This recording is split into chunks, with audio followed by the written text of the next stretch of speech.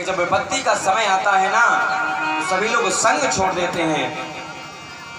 धीरज धर्म मित्र अरु नारी आपत्ति काल परखिए चाचा। तो नारी को परखा, नारियों से कहा मुझे निकालो ना, मेरी सूंड को पकड़ो। तो उन्होंने कह दिया मुझे नहीं किराए के फंदे में पड़ना है, अपनी लड़ाई स्वयं लड़िए।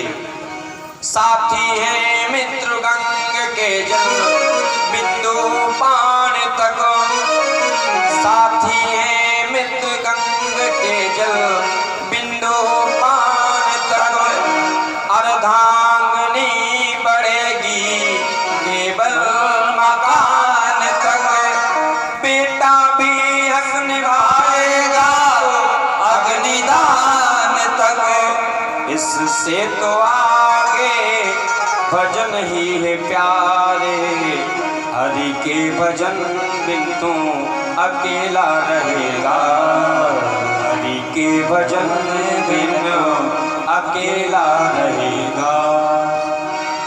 स्वर्ग से आवाज आई, साथी है मित्र गंग के जल बिंदु पान तक।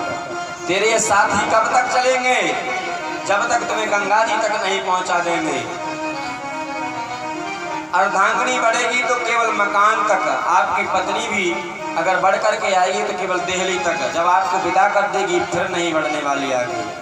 और आपका बेटा भी हक निभाएगा तो केवल अग्निदान तक।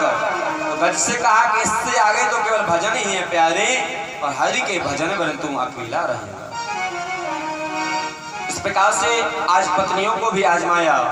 बाबा मानस में भी कहते हैं, धीरज धर्म में तो अरु नारी आपते काल परखिए चारी, आपत काल परखिए चारी, धीरज धर्म में तो अरु नारी आपत काल परखिए चारी, आपत काल परखिए चारी, आपत काल परखिए चारी।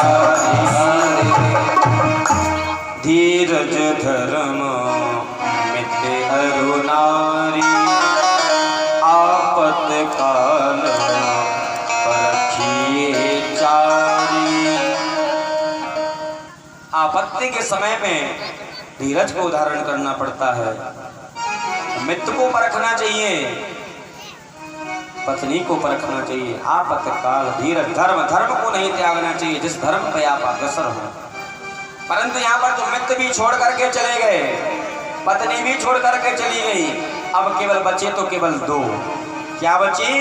एक तो धीरज, एक अपना धर्म। अपने धर्म पर डटा हुआ है गज और धैर्य को धारण किए हुआ है।